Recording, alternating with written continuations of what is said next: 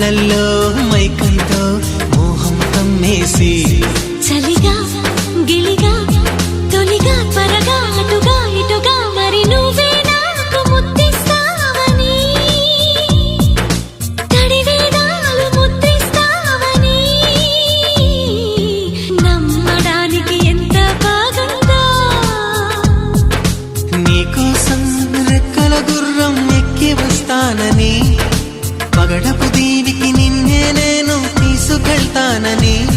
ఇక ఏ నాటికి అక్కడే మనము ఉంటామని నమ్మడానికి ఎంత